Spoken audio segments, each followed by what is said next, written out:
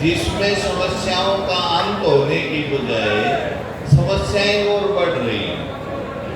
ये जिनको हम मांग कहते हैं, ये असल में तो सरकार की पॉलिसी है जो उसने लागू करते वक्त हमारे हितों को ध्यान में नहीं रखा।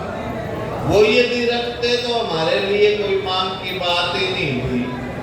मतलब कर्मठ का वेतन है इतना कम है, उसमें कुछ सकता, उसके प्रमोशन के वैल्यू इतने कम है जिसकी वजह से आगे का रास्ता दिखाई नहीं देता है। निसंदेह तौर पे ये बड़ी मांग इसीलिए बन गई कि उन्होंने सुना नहीं कभी भी, एक तरफा ढंग से अभी भी उनका देखो कि सरकार की कोई इच्छा नहीं है।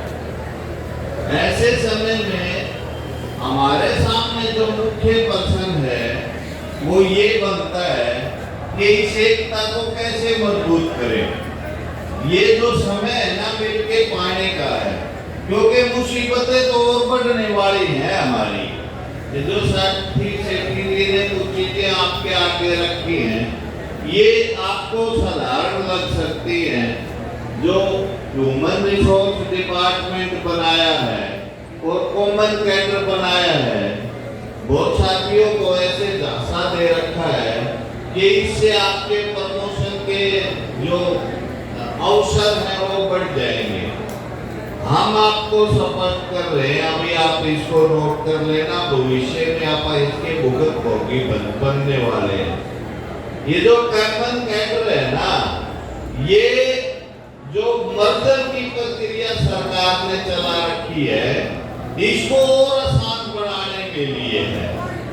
मतलब कहीं मान लो एक कंप्यूटर ऑपरेटर लगा दिया कच्चा, ये जो अपना HKRN बना दिया जिसमें नौकरी पक्की नहीं है।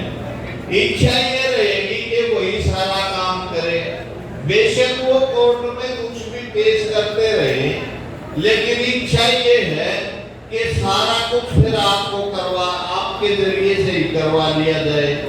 किसी भी बात को बंद करना है ना कल को, तो उसमें वो अड़चन नहीं रखना चाहते, कॉमन कैडर के जरिए से दूसरी जगह भेज देंगे।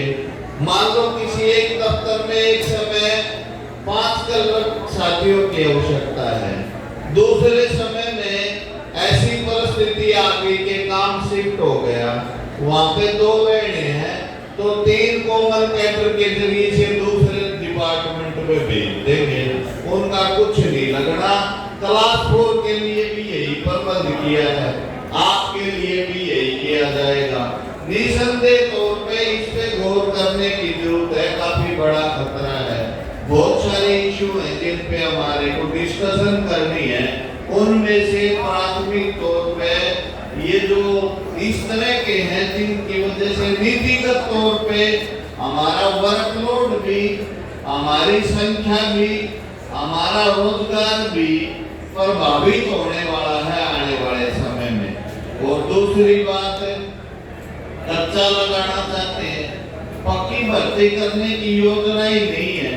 होती ना तो ये 2 लाख पद खाली ना होते पूरे हरियाणा में, खाली पड़े डिपार्टमेंटल पद। ये बाद में कुछ लड़के भर्ती होके आगे उनकी वजह से कोई संख्या दिखाई देती है, वरना तो बिल्कुल खाली थे भाई एक समय में। तो अभी भी पूरे नहीं है, एक को 3 दे रखे हैं 4। और जिन डिपार्टमेंट का सरकार ने ये तय कर लिया कि इनका काम शिफ्ट कर देंगे या इन डिपार्टमेंट की भविष्य में संख्या और घटाई जानी है, वहां भी यही है कि जिनमें 4 छोड़ रखे हैं।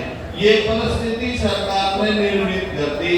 आने वाले समय में अपने कोई समस्या से 2-4 मैं आपसे और बात कहना चाहता हूँ। एक हिस्सा देख लोगे ना तो हमेशा ही आपका जो नजरिया है वो संकुचित हो जाएगा। सर्व कर्मचारी संघ अपने इसी नजरिए के लिए जाना जाता है। हम तस्वीर के पूरे पहलू देखें और उन्हीं के अंदर सारी चीजों को ढूंढ के उन सब के ऊपर इकट्ठा प्रहार करने की कोशिश करें। हमारे सामने इस दौर में कई सारी चीजें ऐसे एक ही ईमान के रूप में निकल के आए। हम उनका विरोध नहीं करते,